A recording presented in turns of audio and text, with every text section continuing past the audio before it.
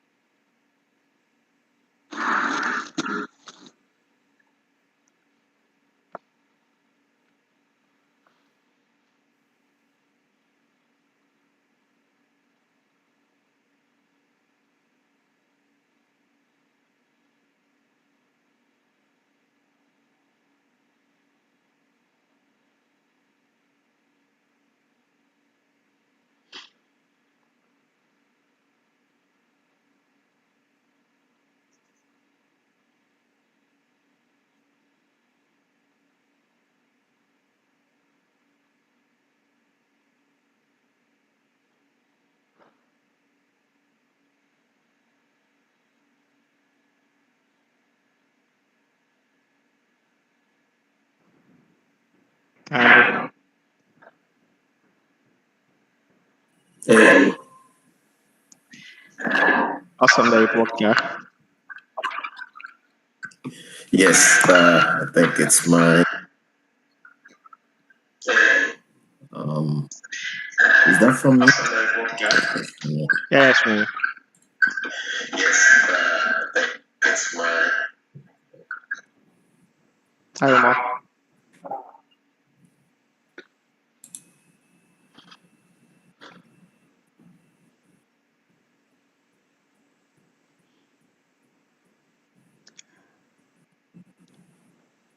It's like Andrew's phone.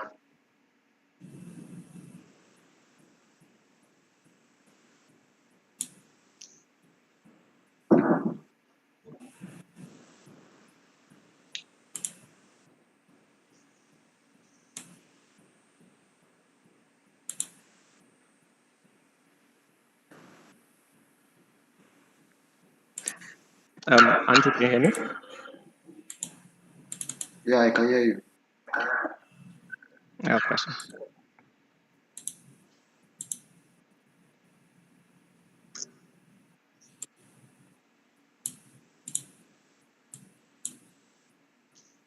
Can you hear me there? Yeah, Andrew, yes, I can. We can hear you. Your video is frozen. Maybe you can just turn off your video if that's the problem.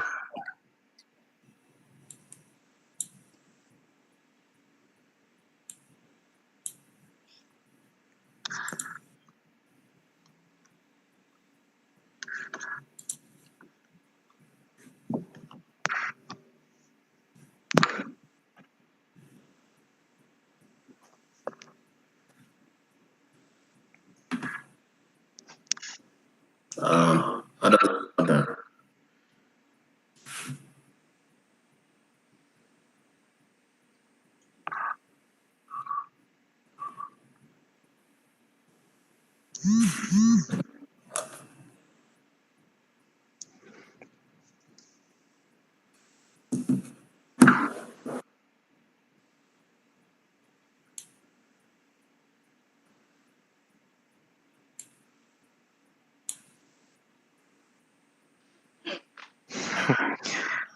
Hi, Omar.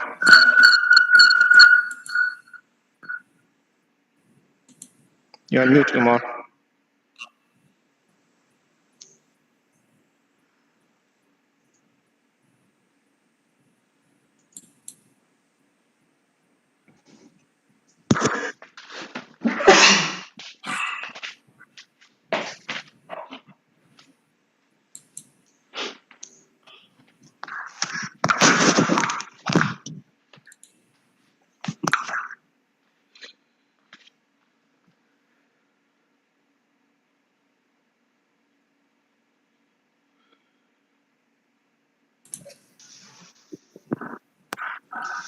Hey, Dan, Hello. can you hear me now?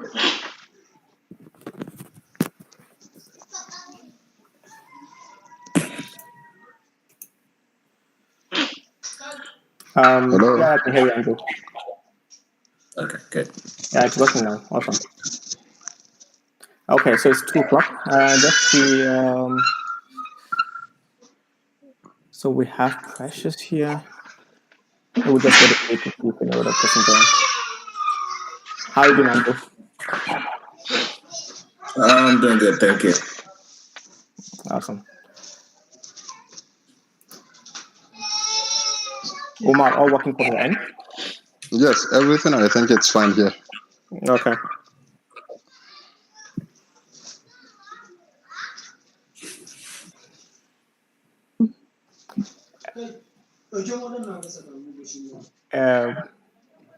King from this it's Ezekiel, right? Yeah, it's me. Okay. I was wondering where the name was coming from. I had to use my friend's system. Okay. Yeah. All right. So we only have now we only have all the panelists, and Precious is the only one who joined. So the question is just with a bit to see if other people join or not, and then maybe I'm still Precious trying will to share join all the the numbers here. link to people. Okay.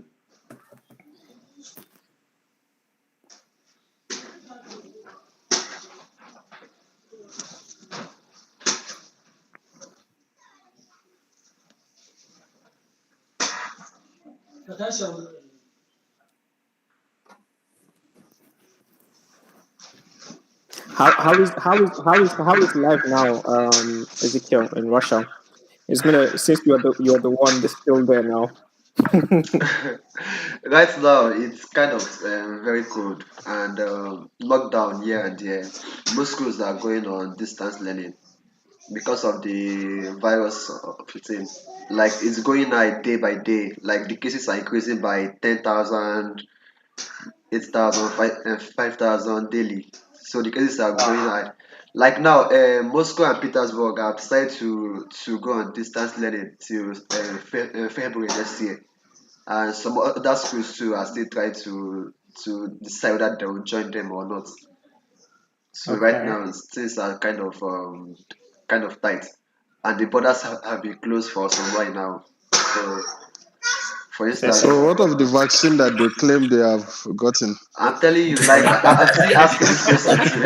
It seems like I'm still asking this question that what happened to the I'm vaccine? just wondering if there is vaccine. The Sputnik has been in the news for a while now, I'm telling even you, though maybe it's just left for us that have been following RT Russian times to know that okay, this vaccine has been around for a while, and they have not started vaccinating people there. seriously, I've been asking this question too. Like I've been asking the question, what happened to the vaccine? What is happening? There is vaccine, yes. There is still increase in cases of the virus. So Actually, I and at least Just whatever let me preparation for just this kind of pandemic, whatever preparation that is needed, I think within a month or so, they should have started giving people doses. exactly, it's expected. let's see what happens in the coming months. Just so we had two other people joining. Kelvin, afternoon. Thanks for joining. And Christian, can you all hear us? Yeah, I can hear you. I can Okay. hear you. I don't know about them. Okay. And Christian Francis. I can hear you. Awesome. I can hear Awesome. you. Okay, so we've got to like 3 more people have joined. So I will just let's give 4 more minutes, and then we'll just proceed. Okay. Yeah. So sorry for breaking the discussion, Umar and Kim. But yes, hopefully that we'll get some good news soon. So one more joined. Big B, can you hear us?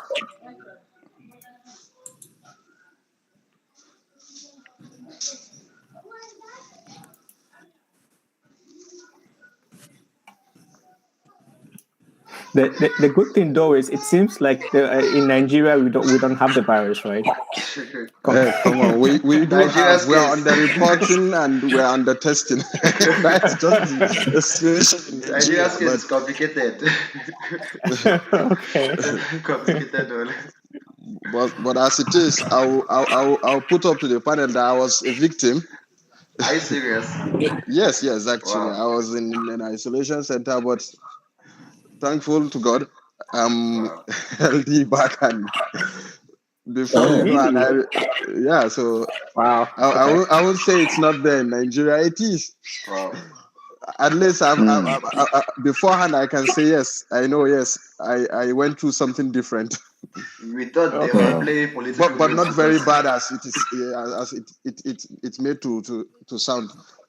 Because Okay. sometimes when you hear you think it's something apocalyptic, that Mm. okay, once you get there you don't go back. So but we all Crazy. survived it. And I yet Hi, think Babatunde. for our weather, I something is think doing miracles here. okay. I think for sure in most developing nations, um, there's a lot of under reporting going on, or a lot of cover up. I know in case of Russia, for example, I know a lot of people or a lot of situations where people have COVID-19, but they are being diagnosed with pneumonia. That is something that is happening in the interlands in Russia for sure. And Mm, so, even though the numbers that we're seeing from a lot of developing nations is actual real numbers are maybe two, three times more. yeah. And of course, it's people like Abdullah that can who have the first-hand experience that will be able to speak to that for sure. So, Even though sometimes I want to even join the conspiracy theories that okay, maybe most likely these people want to curb immigration with all this stuff. Maybe it's mm, just a form of biological warfare intended to curb immigration, because for no good reason I don't see this thing has been overrated. The number of deaths that were being reported earlier, if you look at it, seems like now they are downplaying it. Earlier, the videos coming from South America, I recall there is this particular place in, is it Venezuela or so? The deaths, you see videos, horrific videos of graves, no space to put in corpses and the rest. But now you don't see those reports coming out of this whole I thing. see. I see you gradually being put into the black hole of the conspiracy theory, right? No, somehow, no. I remain a victim. I agree the fact that okay, there is this virus that seems to be a bit strange, that gives you some sort of flu-like symptoms, but Symptoms. nonetheless, this issue of closing borders, shutting down economies, it's somehow needless. I just look at it, it's needless, because I don't see anything different happening. Exactly. Yeah. Yeah, true. People Yeah. are not dying to that extent. Mm-hmm. People It are not depends. really dying to that extent. Anyways, let's change the topic. Let's get to the main thing here. It's 10 minutes, and I gave room for some people to join. We have Babantunde who joined as well. So welcome everyone, and thanks for joining. Nehemiah, if you can hear me, just let me know, and then we can proceed. So I would say thanks a lot again. This was a very, I would say, impromptu decision, and thanks Andrew, for the initiative, right? For saying we should do this, and I think hopefully at the end of the session, the ones that decided to join would have one or two things to take out for their applications. So we have Bayode Andrew. So Bayode Andrew was in Russia, I think between 2002 and 2009. yeah. I met him very shortly before he left. uh, and we have Joe Fatim Cook. Joe Fatim Cook, I think one of the guys that spent the longest time in Russia. He was there for, let's say, around 9 years, 8 years, Joe. Yeah, nine. 9 years, impressive. Going on to do his PhD. And we have Ezekiel. Ezekiel is presently in Russia now, and I think he will give us some good insight to, since he's one of the ones who's currently there. And finally, we have Omar Abdullahi. So Omar was with me as well for some time in a wonderful village called Ufa. Um, thanks everybody for joining. So I would say before we proceed, for the guys that join, if you have a burning question, please put that in the comment section for now. You would have other times to ask your questions also towards, I would say, in the process of the conversation. So the next step I will do now is just to give them Jofa, Andrew, Abdullah, and Tim, Ezekiel, just some few minutes to introduce themselves again and tell us what they did, what they're doing now, and why they found scholarship really a good option to I would say cement your profile. And then if you have a question, just put it there and I can forward it to one of them. So I'll start with Andrew. Andrew, please, can you just I quickly introduce yourself, how you got to Russia, why you think this stream is quite something interesting for, I would say, the young generation that are interested in applying for the program. Yeah, thank you, Dan. Good afternoon, everyone. My name is Bayodia Kamalafe. Of course, I'm a Nigerian. I'm from Ekiti State. I in 2002, September 1st, I got a letter that my application for BEA scholarship has been approved. And I think that was a pivotal moment in my life. Growing up in Ekiti State, living in Ekiti State, my parent or myself never has the capability to sponsor me abroad to study. So it was a golden opportunity which I made use of. And 3 months later, I was in Russia. It was a good experience. Of course, there will be ups and downs in here and there. But it depends on what you want to, what's your objective and your goals, I would say. The program gave me a lot of opportunity to meet wonderful people. There's a lot of people that we're still friends up to today. One of them is Dan, which I think we relate very well, and a lot of other folks around in Nigeria and around the world. I will stop at that for now.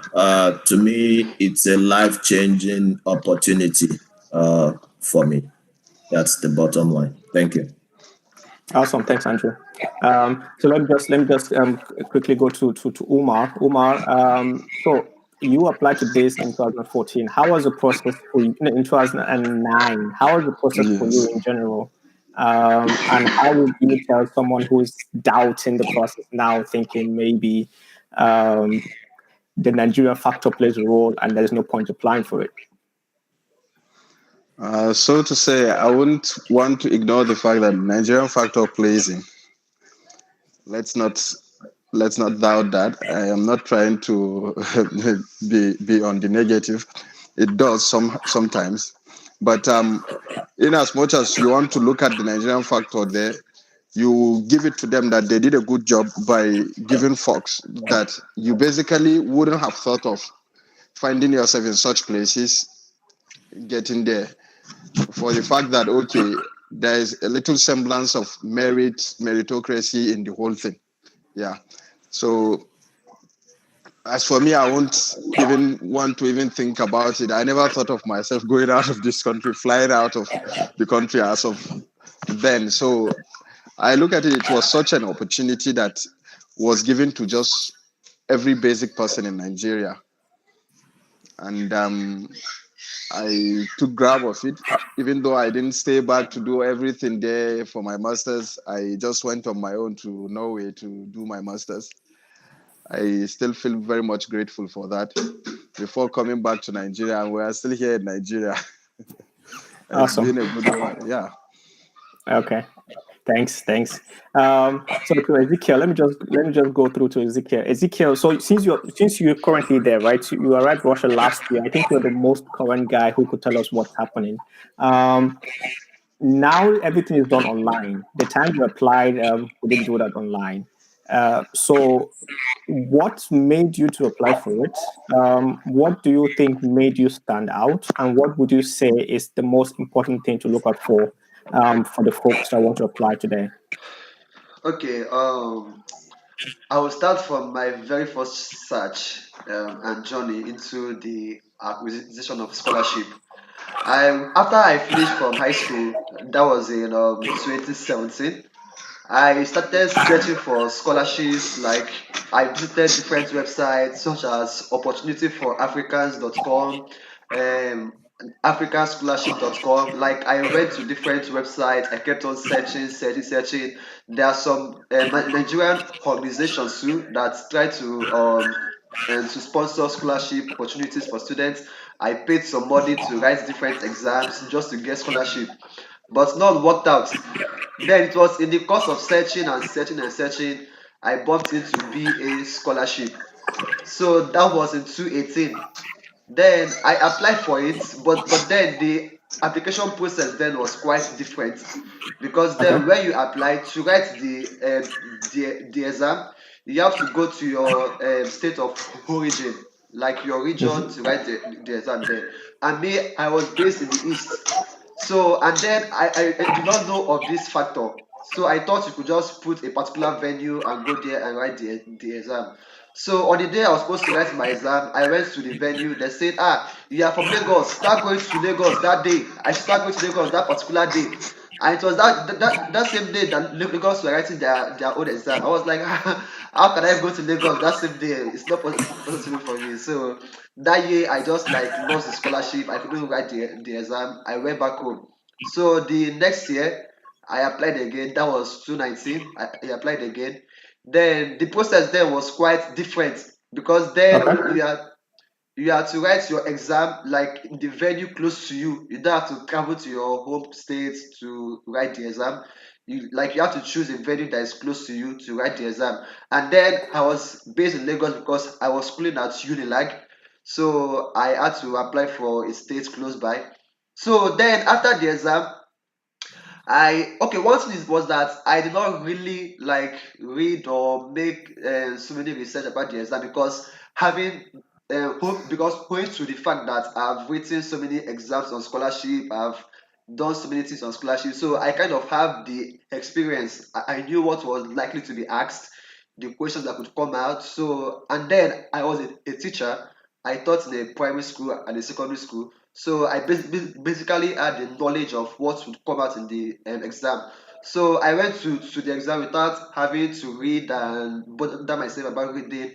So when I got to the exam venue, in fact, I got there late, like 30 minutes late, because there was change of venue and some financial constraints, stuff like that. But I just thank God that it all went well. So I got to the exam venue 30 minutes late. I got into the exam venue and I saw that others they were writing. So I just like click in my details.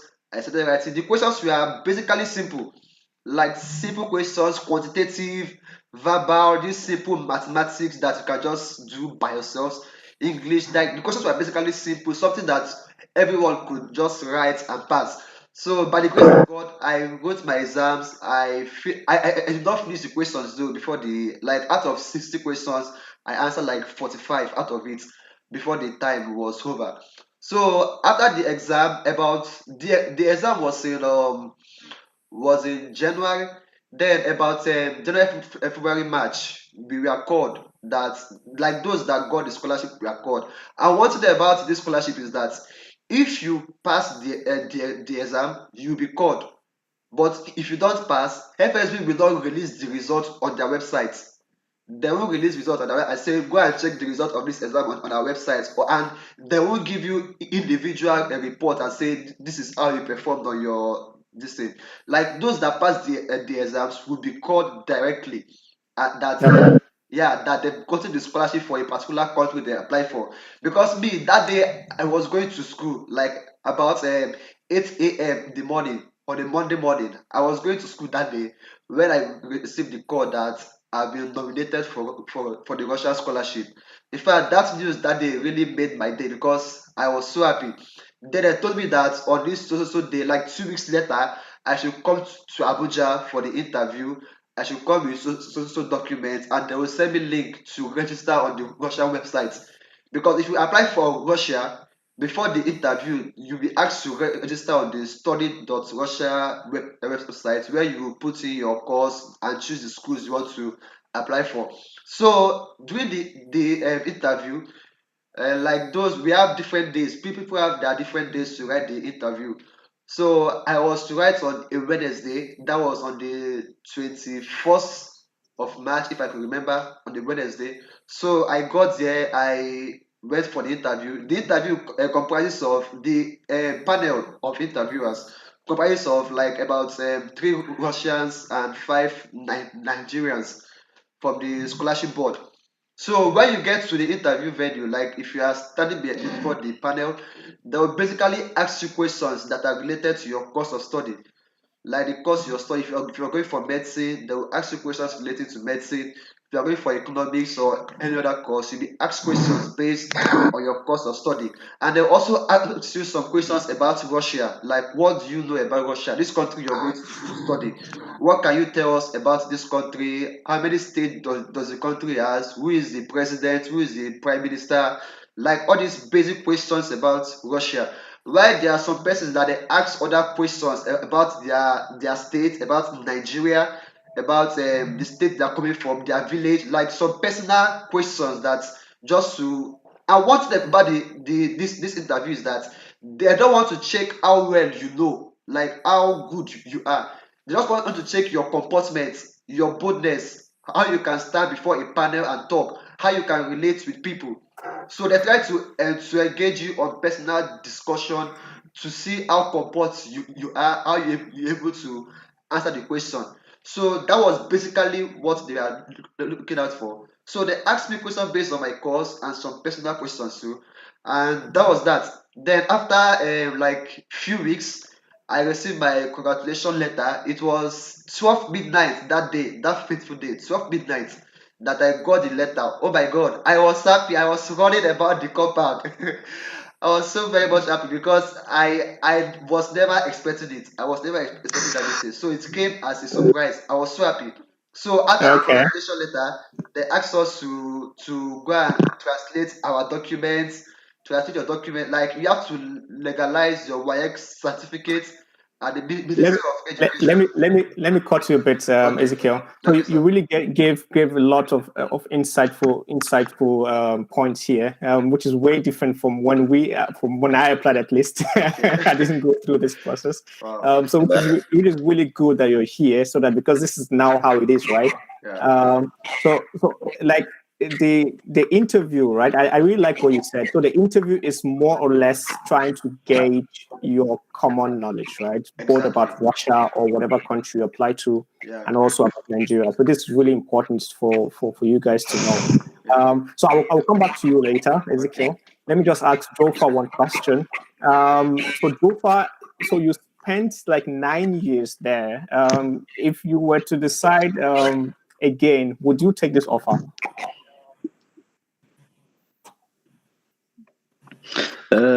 Yes, yes, because I think what Russia offered me at the time, although I was very skeptical about accepting the offer in 2008, because I was already a student of law in the University of Jos, a 300 level law student, when I got the offer in 2008.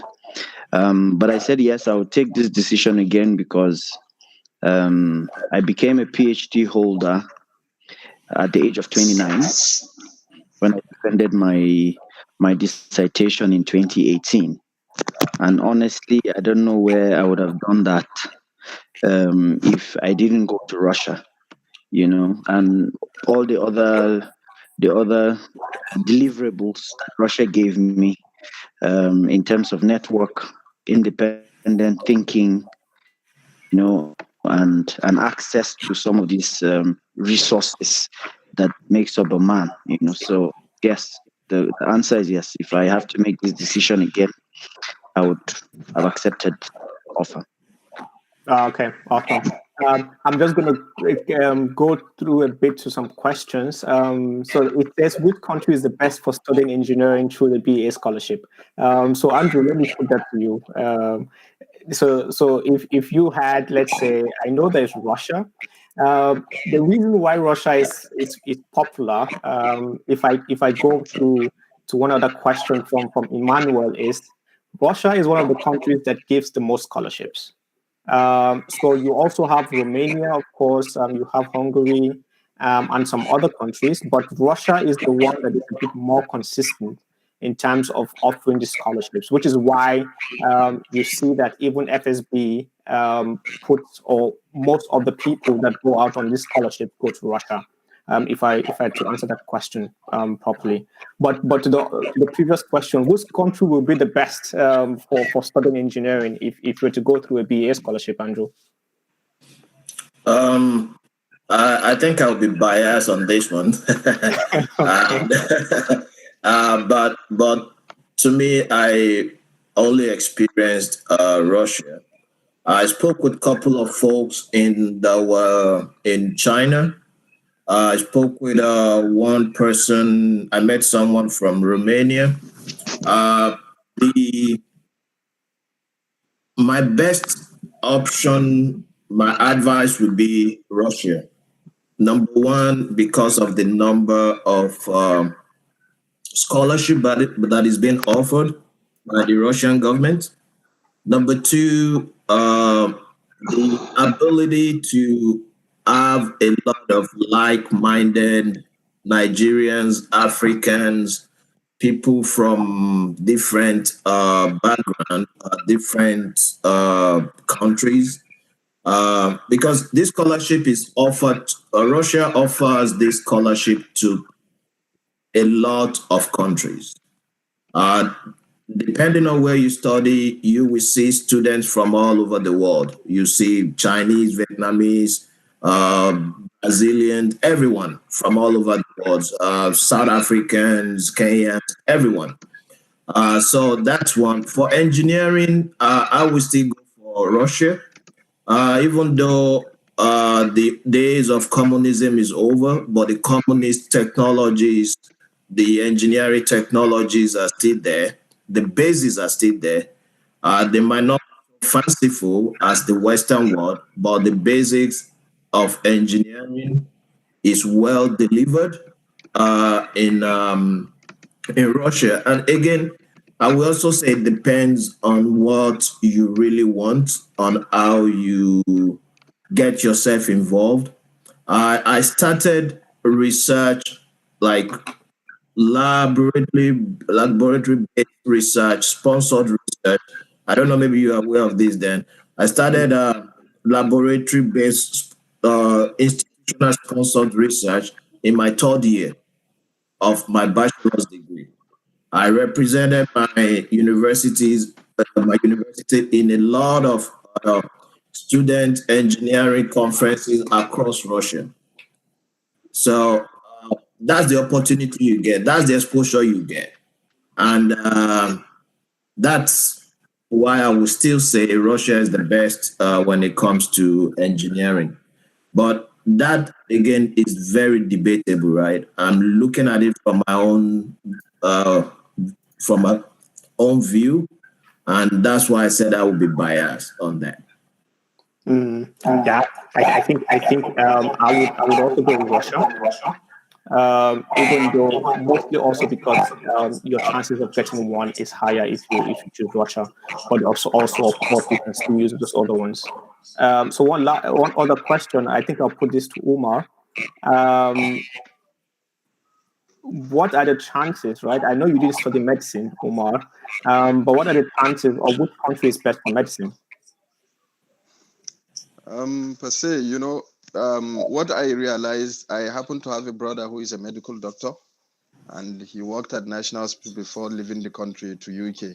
So what he was telling me is this: a lot of folks coming from Eastern European countries find it difficult passing the exams needed for them to practice in Nigeria. So I wouldn't want to downplay what is given at Russia, but you find out that maybe most likely due to the fact that diseases, they are like localized. You have tropical diseases, you have diseases that are related to temperate regions. So if you put it in that perspective, you realize that might be a factor, not the fact that the standard of education there is not good. Because for my own side, engineering, I look at it, it's very good, it's very okay, whatever the case. Because when I went to Norway to do my MSc in petroleum engineering, I realized, of course, I've come across most of these things, and the basics, you've gotten them. So for medicine per se, if there are other places that are relatable, that are with what will be obtainable when you come back home to Nigeria, because you are not going to practice in Russia.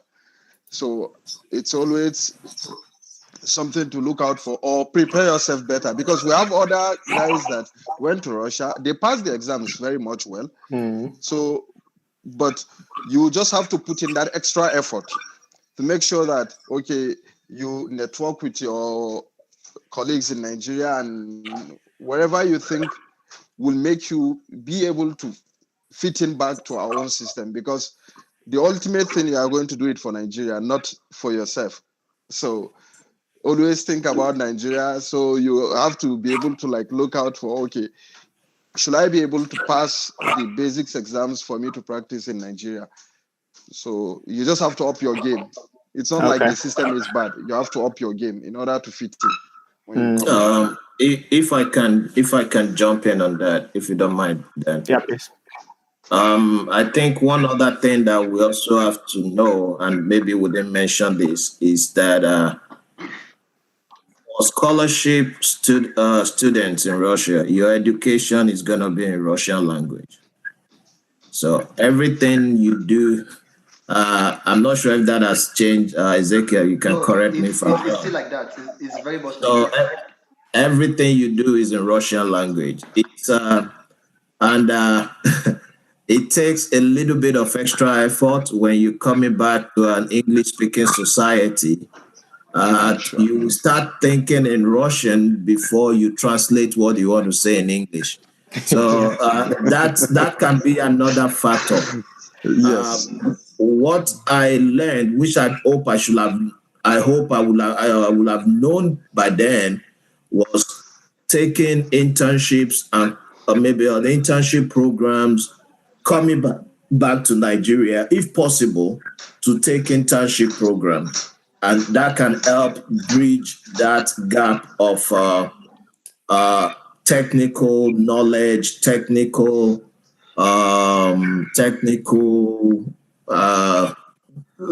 technical knowledge. Let me stop at that. So that's just my own opinion in addition to what Omar mentioned. Yeah, I think that's a very good point. The language, and for everyone in this call, right? This is something you should be aware of, because for us, they didn't really tell us much before we left Nigeria. So we just left Nigeria, and then they just threw us into Russia, Exactly. and then we realized, oh well, this country is very cold. I'm going to learn a new language. I have no idea what I'm doing here. So it's good that you're in this call, at least if you're interested, because you should know that the language is going to be Russian. It's really cold, but despite all this, right, the opportunities are enormous, because if you are able to scale through, I don't want to say the sky's the limit, but you have the power to use it to your advantage. And good point what Andrew mentioned. So I'm just going to, I would say, pass the ball to Jofa here, because there are two questions. So Jofa, you have a lot of friends that studied medicine. And there's also a question about law. What would you say is Russia or any of these other countries listed a good option to study law? And how did you see your friends survive once they went back to Nigeria in terms of converting the knowledge in medicine that they studied in Russia to back to Nigeria? How did they make that possible?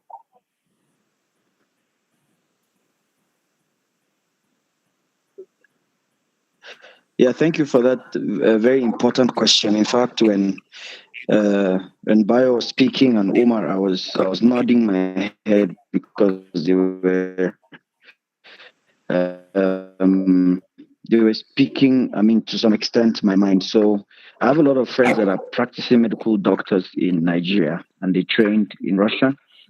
I have other friends in Botswana and Swaziland. In fact, my and is currently practicing in Swaziland. So she's a fantastic doctor. I'm currently taking medications from her, but that is not to say that some people, particularly because of language barrier or some individualistic problems, encounter difficulties passing the MDC and I think exams. But actually, the percentage is very minimal considering the fact that you can take it more than once. So from Russia, I can count maybe less than three people that I know that eventually didn't pass the exams and moved. So yes, but recently, besides Russia, I hear that Hungary it offers medicine to Nigerian scholars. And I know someone who is in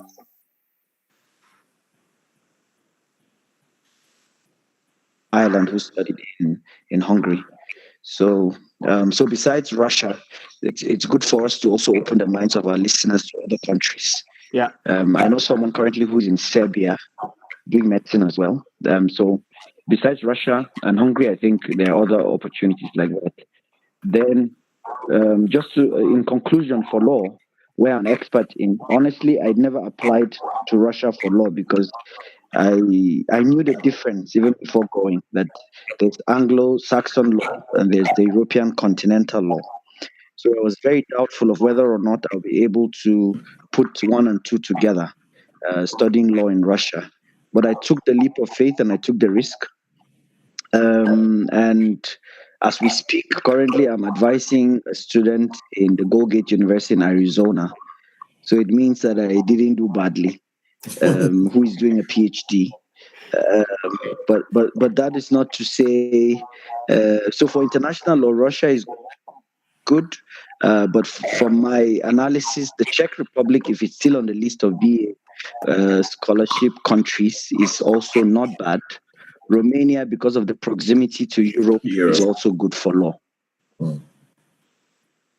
Okay. So if I can summarize that well, so Czech Republic, Romania are also good options, but Russia could also be an option if that is the Let only me one at the moment, right? say something Okay. about Yeah. the countries you mentioned. Yes. For now, Yeah. Czech Republic is no longer in the list of countries. They no longer accept Oh, candidates. Then Romania is for masters. If you're going for masters, not for undergraduate studies right now. Okay. Yeah. okay. Okay. Thank you. One thing I also want to mention is that the list of countries offering scholarship is very dynamic. It depends on what the federal scholarship board receives from these countries. Exactly. Because what happened is these countries they reach out to Nigeria or through whatever, maybe through the embassies that okay, we have 4 slots for scholarship from students or people from your country. I remember in our own time there was a medical study scholarship to Cuba, which is every 6 years or every 8 years. So there was a scholarship to Morocco. I met someone that was in Tunisia on one of my work trip there. um, there was to the scholarship to the Gulf. So the list is always dynamic. Uh, and it's it's the federal scholarship board that can confirm what is available. I will speak to myself personally. When I applied, in my own time, it's still paper application, and I was told the option was to choose 3 countries, and I remember vividly I chose China as my first choice of country, Russia because I have a neighbor who used to work in the Nigeria embassy at that time, and I chose I think Czech Republic as the third option. So it was purely based on the little. There was no reasoning behind it. It's just because I saw them on the list and I chose what I feel comfortable and hopefully, and God have it, I got a scholarship. So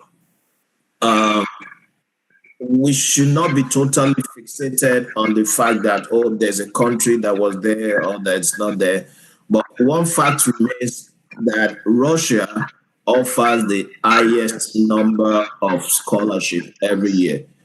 In my time, I think there were about 56 of us from uh, undergraduate and graduate program. There were about 56 of us in that year. So, and I think that has always been the norm every year. Yeah. Thanks, Andrew, for that. So there's a question that I want to put to Ezekiel. Okay. So what do you think? Can someone with a C in WAEC still stay through the scholarship?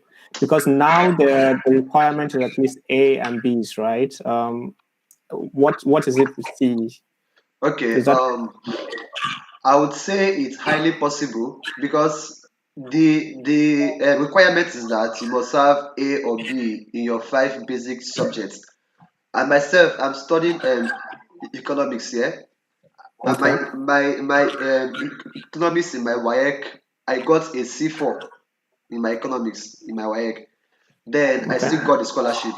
So basically, what I feel is that most of these things that they wrote on that call for application PDF are just for formalities most times, because there are those who even have less better results than A or B and still got the scholarship. And one thing about scholarship that is it's mostly usually by luck. So I usually advise people, whether your result is very good or not, still apply and just hope that you're lucky enough to get it. So if you have a C, still apply. If you have a B, apply. If you have all A or all B, because I know somebody in this last set that had all A, B in their result, yet they did not make it. So if you have whether C or B, just apply and hope on God for something better. There's nothing to lose, right? So Exactly. it's Exactly. That's like true. just put in the application and send it in, and then follow the process and hope for the best. So as you heard, Ezekiel, if you have a C, Kelvin, you can still apply for it. It doesn't really matter. I myself had a C6 in English, so I luckily escaped my WAEC to make it really bad, but I got in. So apply. There's one more question that I don't know what. So this is more if you have a second class lower, but I think this goes in the same direction. So if you have a C, a second class lower, just apply and hope for the best.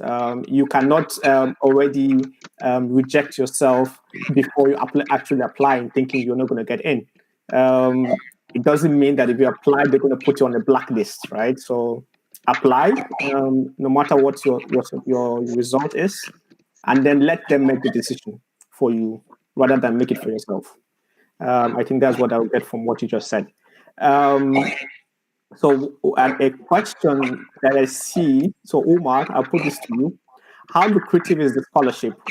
Would you need any further financial assistance from home? That's a very good question. Do you know when you told me about this, I recall one of my friends called in and he was saying, quite right, he was a paying student, not a scholarship student then when we were in Russia. Okay. So he said you should warn those guys that there are days that you people don't have money. I said, okay. I told him in the negative, I said, no. What happens is, if you don't know how to manage your resources, for one day, I never went broke in Russia. For one day. Despite the delays in payment and whatever, and I don't get support from home. All I knew I did was, I apportioned whatever stipends comes to me, I budgeted it within the months. So if I get to go beyond my budget, I know that okay, I'm on a budget deficit. I need to work on my expenditure. I need to work on my spendings. But most times you find people, when you get the bulk of the money, maybe you are paid in a lump sum of 6 months arrears. You find someone Lot going to of go and money, buy yeah. expensive things. Solomon is one. I can put him there. When you go to boss room, you think he's going to. He has the most luxurious room around in that hostel. I recall because everything was there. Very big screens, No, big PS5, whatever that it's needed for him to relax. But no of course, comment. it really helped him to stay true because all play and all work and no play makes Jack a dull boy. Because I know Solomon Yeah. finished with a crash and nonetheless he enjoyed himself. So it's all about how you how thrifty you are with your spendings. I just look at it. You can't just. I was able to fly to Nigeria every year, so I don't see it. And without anybody giving me money, a dime from home, I did that. Yeah. So Yeah. whenever people complain, I just look at it as far as there won't be a situation whereby your money is being held and you are being told point blank that you will never get this money. I think then you should remain hopeful on what you have gotten, budget it, spread it across the year, and see how it is going to stay with you. Okay. I always want to look at it from that angle. I totally agree with you, Omar. When the value of the scholarship as related to the Russian society is very competitive. The amount being paid out is it's a good amount. I will say it flatly here. When I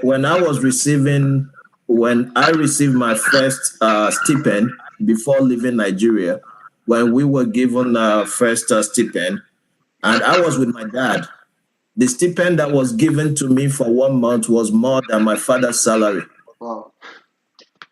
And getting into Russia, I learned what Umar said in a hard way, because as it's there's always delay in payment. Yeah. Probably you guys have seen video of students on Facebook saying, "Oh, they are not paid." Yes, it happens, but at the end of the day, there is nobody that will leave Russia and say all his stipend was not paid for at the end of the day. Yes. So they might be late for 6 months, but you get paid for that 6 months at one day, and you will be like the richest boy in town.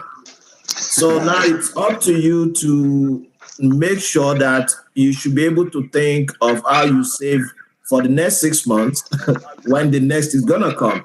And that's why Omar mentioned these Nigerian students who are paying for themselves, right? They will, so they will tell you that don't forget that there will be days when you guys will not have money.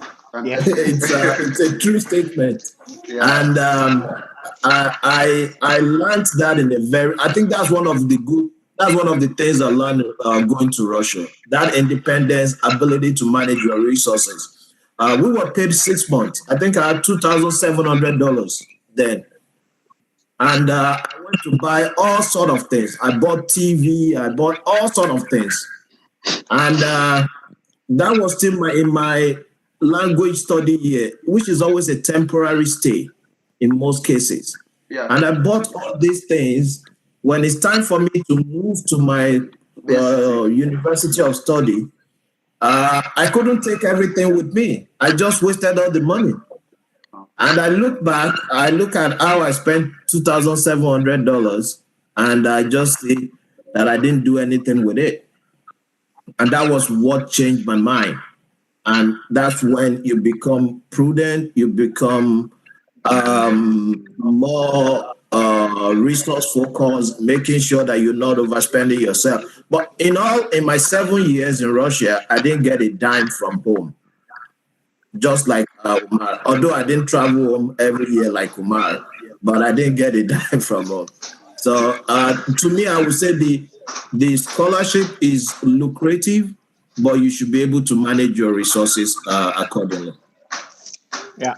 Thanks, Andrew, for that, and Umar. So I think you'll be fine with the scholarship. Of course, there is the glitches where you don't get paid for a while. But that is fine. Like I think now that as of when we were there, it was $500 per month.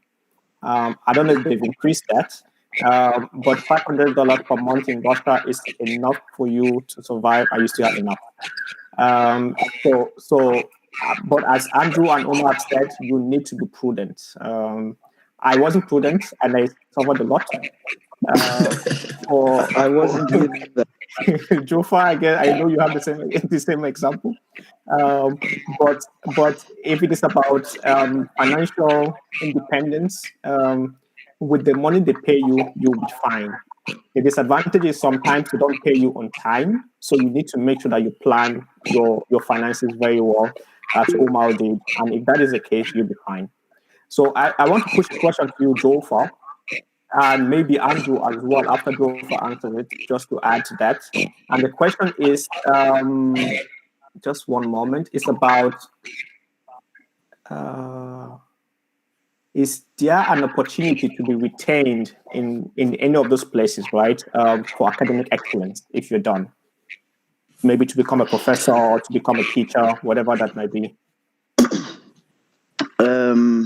As at the time that I studied, because my focus was to come home when I graduated, there was no option to stay. However, since my return back to Nigeria, I've received offers in Kazan, for example.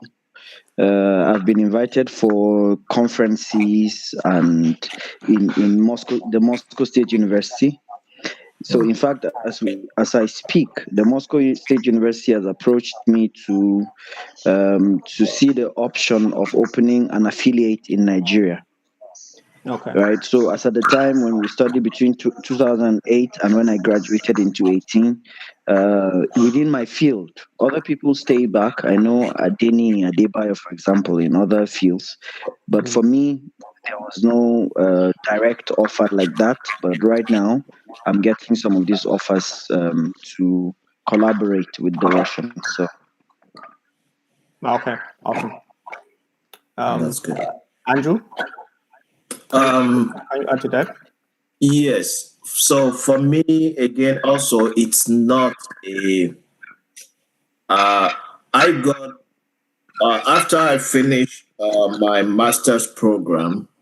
I have a little turn in my personal life, and I I was I wanted to stay back because of that.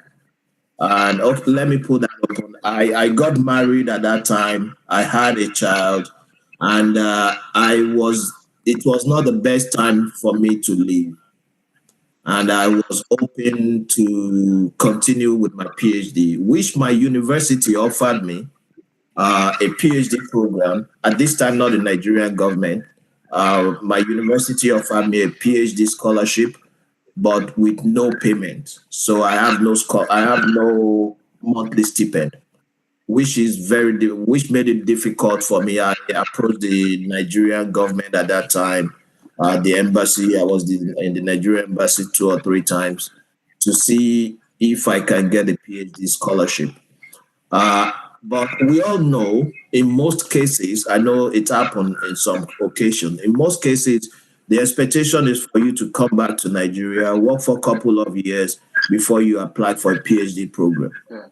So that did not work my way, but that does not negate the fact that there was an opportunity for me to continue with a university-sponsored PhD program, which I know if I push forward up to today, my professor and my head of faculty were still in very good terms. They just like Jofar, they approached me a couple of times if there's any scientific programs that I'm running in Nigeria and if there's a way we can collaborate. So yes, there are offers, but you need to set up yourself for those offers to come your way. You need to showcase yourself. You need to be out there. You need to be responsible. You need to be you need to be knowledgeable and ready to learn at the same time. And that's one of the the Russian. We are, as an African, you're easily recognizable in Russia, and putting extra effort a little bit gives you that extra visibility, and you see things coming your way for sure. Okay. Yeah. Thanks for that. Ezekiel, Dan, can I just say something real quick? okay, Sorry yeah. to interject. Yeah, just in a few words. So just like the last speaker said, to state it clearly that when I got the same offer for PhD from my university, and I didn't get the scholarship for PhD from the Federal Scholarship Board, just to put it out there. And then I somehow managed to. So it stopped. I got the offer, of course, through sweat, tears, and blood. But eventually, I finished. So I just wanted to put it out there to increase the concept of possibilities. Yeah. Thanks for bringing that up. Ezekiel, there's a question I want to ask you since you're the one currently there. Okay. Can you work in Russia while on scholarship? Okay. Yeah. Thank you for the question. The answer is yes. Though I was told that prior to previously that it was not allowed for international students to study while working here in Russia.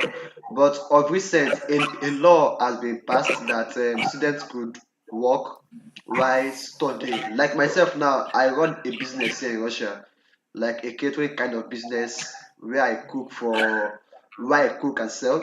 And there are some other students here that do other kind of business.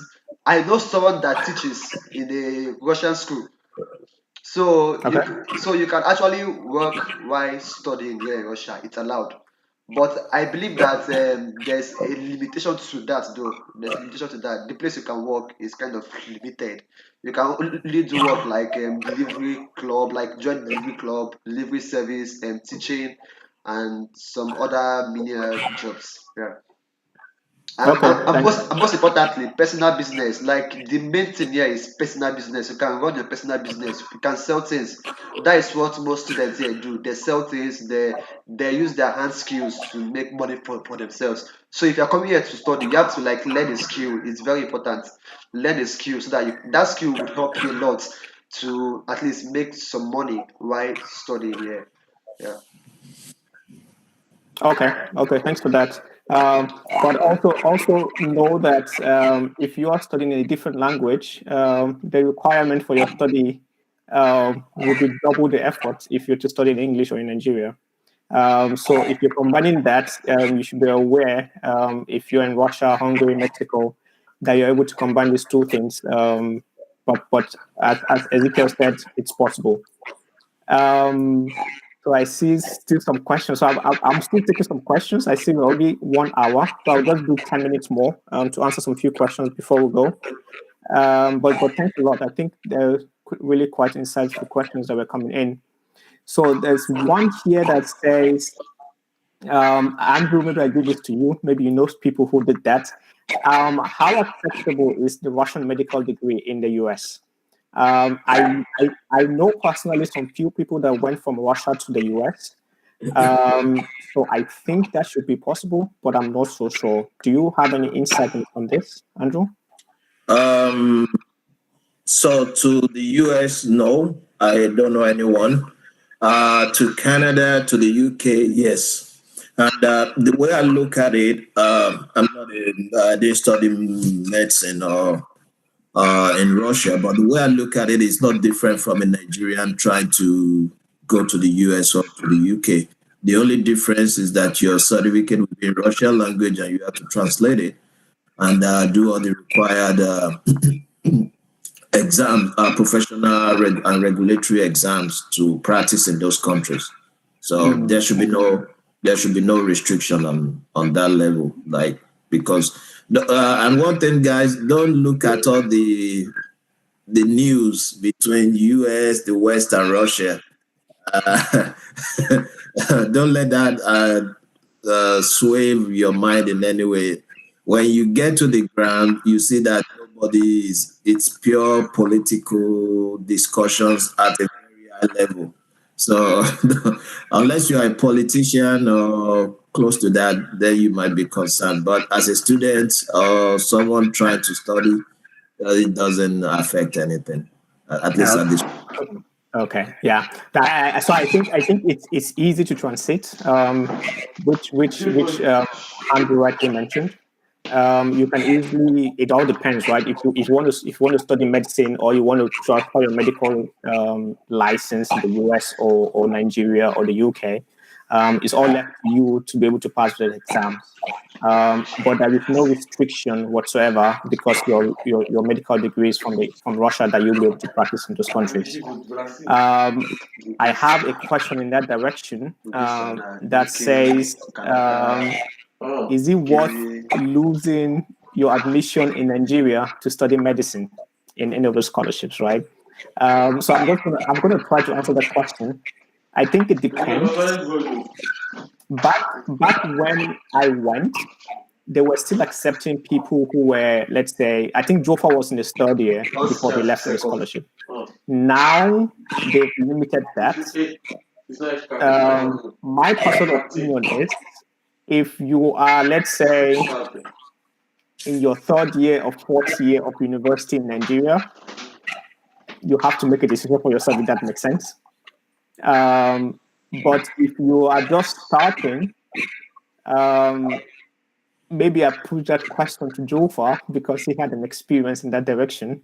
If it is worth losing an admission in Nigeria to get on a medical scholarship in Russia or Hungary or Serbia, whatever that might be.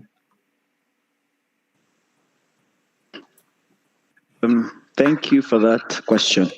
I think I would be the exception rather than the general rule. Although we had friends who were studying medicine who accepted to study dentistry in Cuba or medicine in Russia.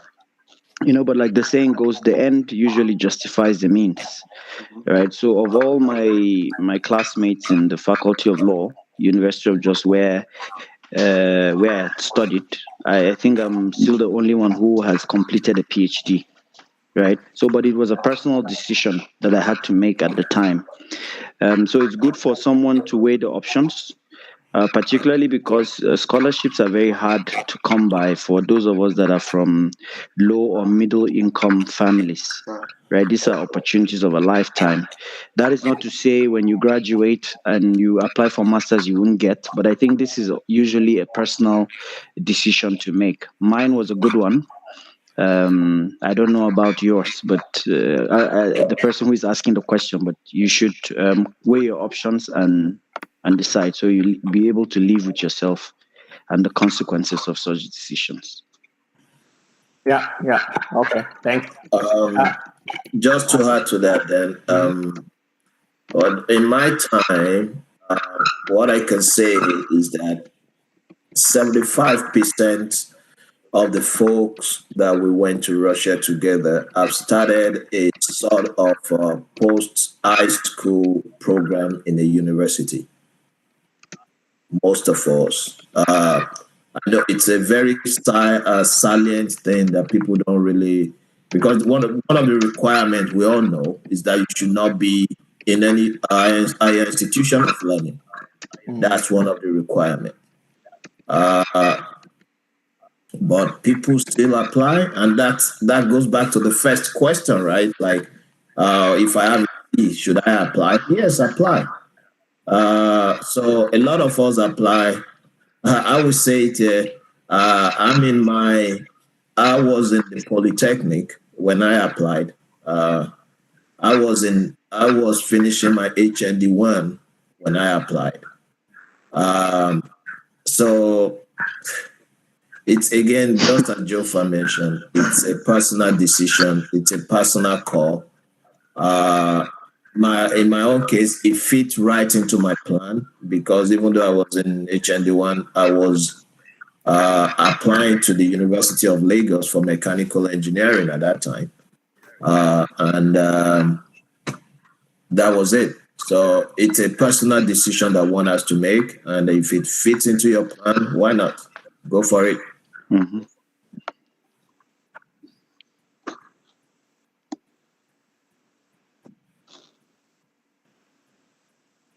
Hey, Dan, it seems as if we lost you. I think Dan muted his device. I think he left. Just want to see if I. Um,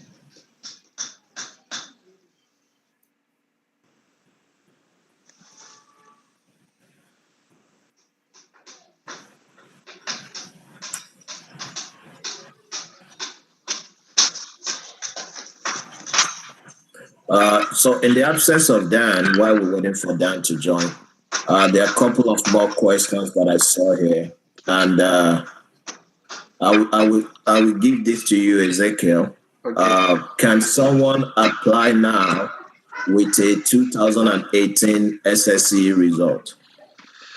Okay. Owing to the fact that the requirement for applying for this scholarship is that your work results should not be more than 2 years. That is two for this year. We have 219 and sorry, we have 220 and 220. Yeah, sorry, 219 and 220. Yeah, this academic year. 219, 220. So, but then I usually advise people that this should not be a reason why you shouldn't apply. That, like I said before now, that this scholarship, it's all based on luck. So you could also apply because last session, like those that applied 219, like this current set that to come to Russia this year, like there are some persons that wrote their WAEC in 217, and they wrote the exam, they applied and wrote the exam and passed the exam. But because this year there was no interview, they had to assess them based on their work results, their SSC results. So those persons couldn't make it because their work results was 217 out of the year for the scholarship. So I do advise people, you can take the risks because this scholarship is all about taking risks and trying things. You can also try it out. If it works out well for you, fine and good. If it doesn't, fine and good. So I'll just say the person can still apply and try it out. Yeah. All right. Dan, I see you're back. You want to take over? Dan, are you there? Okay. I will just continue. I will. Umar and Jofa, this question will be for you. So it's from. I think this is from you, Ezekiel, right? Yeah. Like, what can make you come out outstanding in your studies in Russia owing to the difficulties of the language? If I may answer this question, I think there is one good advice people always tend to ignore. Don't limit yourself to people from where you came from. Don't limit yourself. I deliberately even avoid staying in the same room with an African. I always want to stay in a room with someone from somewhere else. Impromptu. At least you get that you get that trigger that okay, you need to work extra hard. You always need to converse in the language because staying with a Chinese guy or a Vietnamese guy or someone from Thailand, you have no option of you speaking English. Yeah. pidgin English or whatever you have there, or even a fellow African guy, because Africans, we have a form of pidgin Russian that we speak. Yeah. You understand? Yeah. It sounds kind of shortened, not the standard Russian. Yeah. So in order for you to excel, take the challenge, put it to yourself as if you are just there for yourself, because negative thoughts come from the commonalities where you are from. People who always want to tell you that things are difficult, these so courses are not possible for you to pass. That is if you are staying with folks that are just from where you came from. Uh-huh. The essence of all these scholarships is for you to be able to put yourself in the shoes of others see what you can do. Can you excel in the midst of people in a better competition? Of course, you are not competing with anyone, but competing to be a better person of yourself. But still put it to yourself that, okay, can you be able to play out in your best form within? So in order for you to succeed, you just have to take it up as a challenge that, okay, you are here to study and study just the way others do. Don't take negative thoughts from people telling you that, okay, certain courses are difficult for you to pass because of certain things or whatever. Then with that, you have every chance for you to have your Krasny diploma and you are gone. Yeah. Can you hear me all? My internet messed up for a couple of minutes. Can you hear me now? Yeah, we can hear you. I went ahead. Okay. All right. So just wanted to say that so we are 15 minutes ahead across time. And if you have any last questions, please just post it in here. We have 5 more minutes before we go, so that at least we can address all your questions. But for now, I think we've had so many insightful sessions here already. Yeah, Andrew? Sorry, Dan. There's a question that just came up, and I think we should address that before we leave the forum. I just saw that. What about the level of racism in Russia? Yeah, go ahead, Andrew.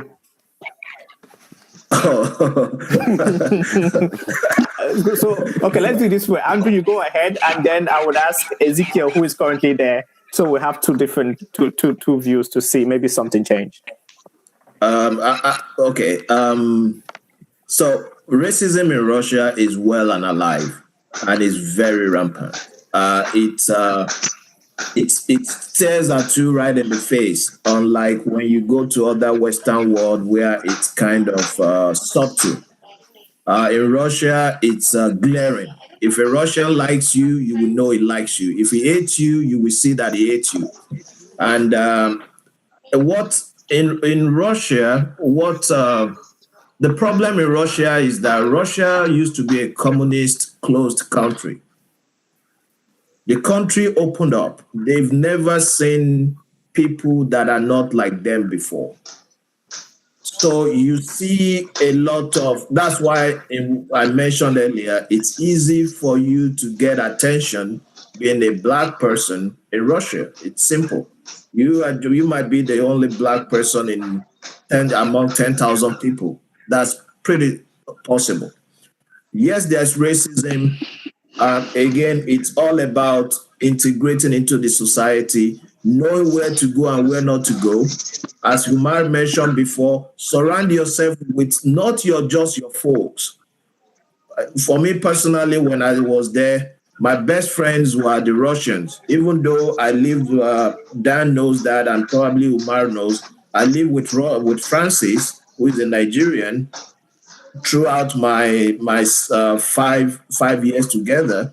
But all my friends are mostly Russians, not because I don't like my country people or Africans, but that is the way you integrate into the society. Yes, you sure. will be surprised the wonders that language, the ability for you to speak fluently Russian language does in your life over there. It's very important. So integrating into the society, understanding your steps, and not wandering around aimlessly also will help you in not facing a lot of racism. But that does not mean there's no racism. There's racism in Russia. It's right in front of you. You will see it in every step. But the ability for you to move on.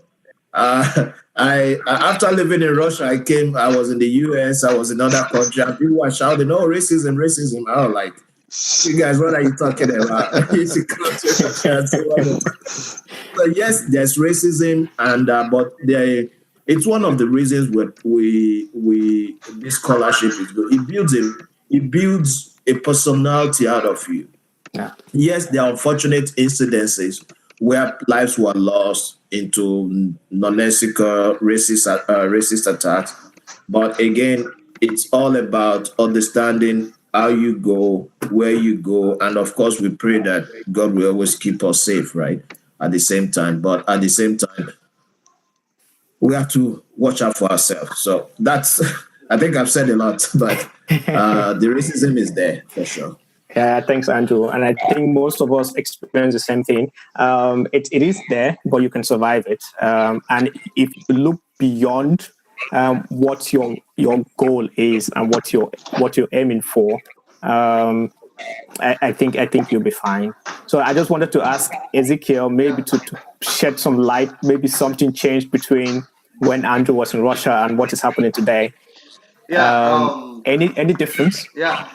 This question, I've been kind of receiving similar questions in time past, and because of that, I run a YouTube channel. So I made a video on this particular topic, and in that in Okay. that in that video, I talked to some Russians.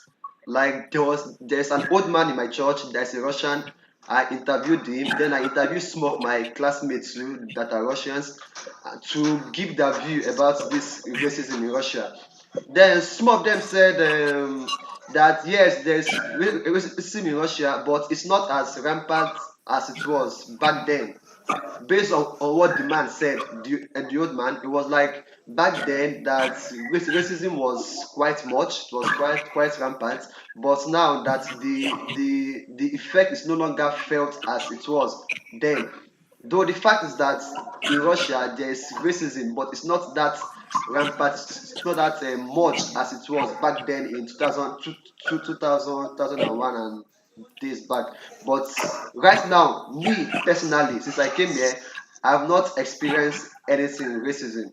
Since I came here, I've not seen it occur. I've not seen it put to me. And the same thing applies to some other scholars here. Though there are some that said that when they came, that they experienced it. But me personally, I've not seen any such thing here in Russia. Thank you. Okay, thanks for that.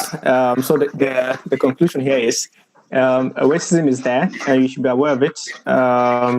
You could come across it, you could not, but at least it's good to know that it's gonna be one aspect that you might face if you decide to go to Russia. So we're coming to the end of this. Ezekiel, I have one more question for you. Okay. Is the interview process described for Russia also applicable to other countries as well? Is that the same or is it different based on the country you're applying to? Yeah, the interview process is different. For Morocco, there's no interview. They don't conduct Okay. interview for Morocco. Then for Hungary, you have to apply to the Stipendium Hungaricum platform. Like after applying for FSB, you have to apply to the Hungary platform too. Then when you pass the Okay. FSB exam, and also then the Hungary people we conduct interview for those that pass the exam, like their own interview. Though the interview is mainly like personal based. It's just to know your personal, just to know you personally and personal questions based on you particularly and the course you're going for. Then I feel it's just Hungary and Russia that conduct interview for their applicants. That countries don't. It's just for you to pass the Okay. exam, submit your documents, and you're good to go. Okay. All right. So really, thanks a lot. I think there's a lot of information here. Also for me, I learned a lot in this session. Oh yeah. And unfortunately, we have to come to an end. I just saw one question which I would quickly answer. Are there universities that teach in English? If you're applying to those BEA scholarships, most times they wouldn't be in English. They will be in the local language of the country of study. Maybe there might be English, but not necessarily with the BA scholarship. Yeah, The federal government also has some Commonwealth scholarship as well that for the UK. So you could apply to those ones probably. But for the BA scholarship for Russia, for China, for Algeria, Morocco, I think all those would be in the local language, if I'm not mistaken. yeah. There's one country that you learn in English language. Hungary. Which one? Yeah, Hungary. Okay. Hungary. Yeah, you learn in English language. Their method of teaching is in English. So that is the only country I feel like you can learn in English. That you can learn in English. Yeah. Okay. All right. Yeah, I have still questions coming in.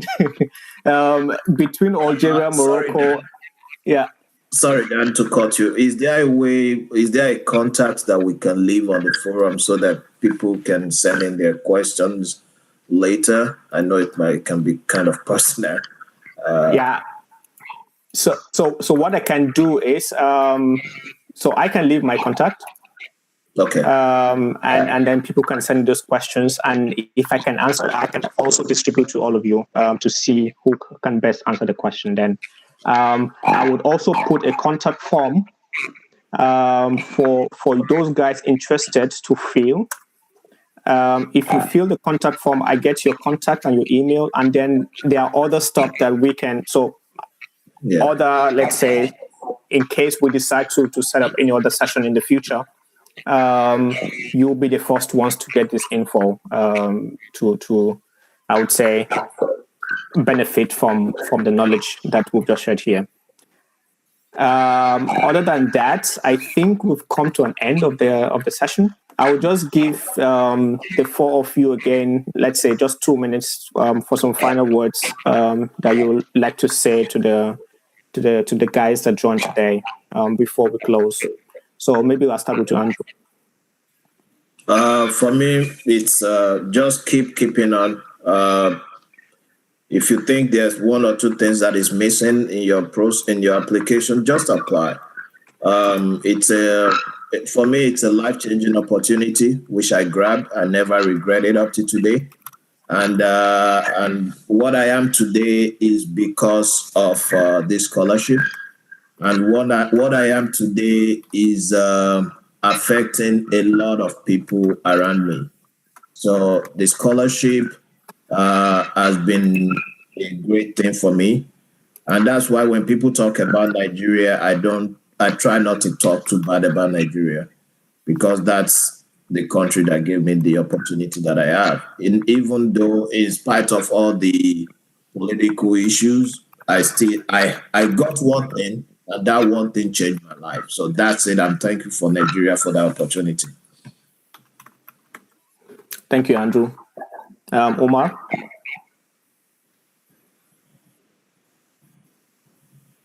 Omar, you're on mute. Okay, to add to what Andrew said, we must be grateful to this very country that gave us such opportunities. And let's just be mindful of the fact that the opportunities abound after graduating from all these scholarships is basically the same. Everywhere is hard. So just do your best, try to be of your utmost best. And while seeking out the scholarship, when you go in, make sure that you put up all the network you need. Get all the network, because it's not just about the scholarship going there. It's not about just the school. You know, when you are graduating from schools, they tell you you are getting certificates in both character and academics. So you put up your network of friends and everything. It will be of benefit to you. So it's never a bad one for you to be able to get something like this. Yeah. Awesome. Thanks, Omar. Jufa?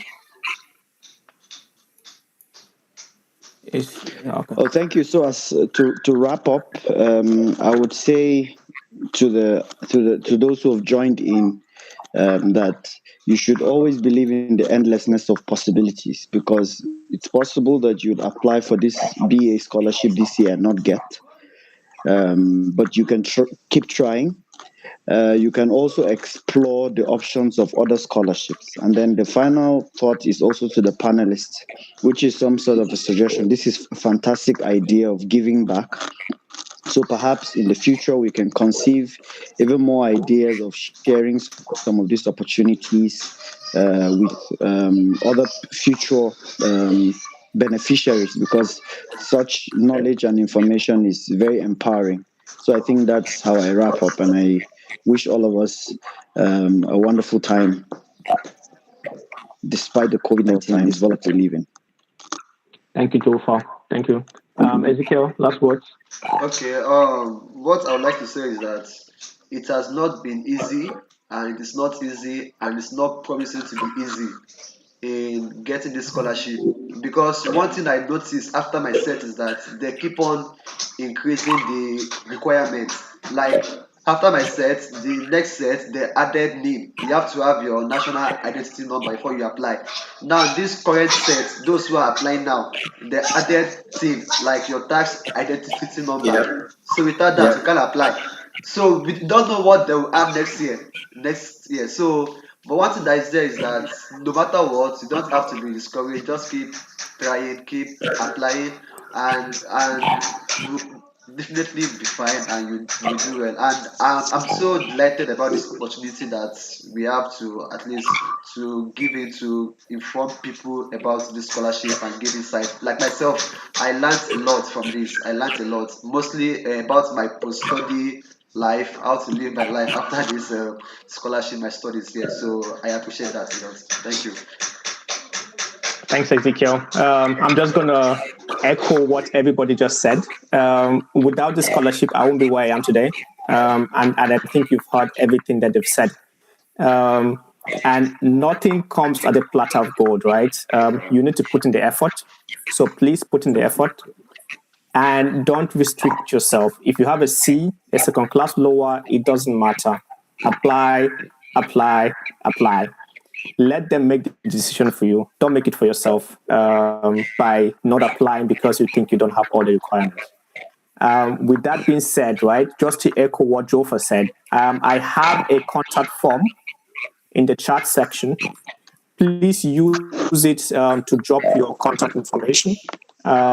And we would probably build a committee around this and share, let's say, possibilities, scholarship options that come up, and maybe future sessions with you guys and any other person who is interested to join. So just take 2 minutes to fill in the contact form. And from my end, wish you all the best. Thanks to the panel for taking their time in their busy schedule to join this call. And thank you guys as well for joining. Wish you a wonderful Saturday. Thank you. Thank you very much. Thank you. Yeah. Bye-bye. Bye.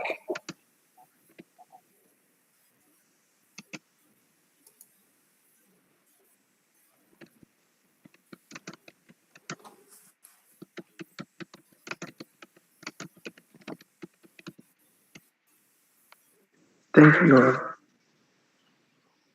Thank you, Abdul. Enjoy.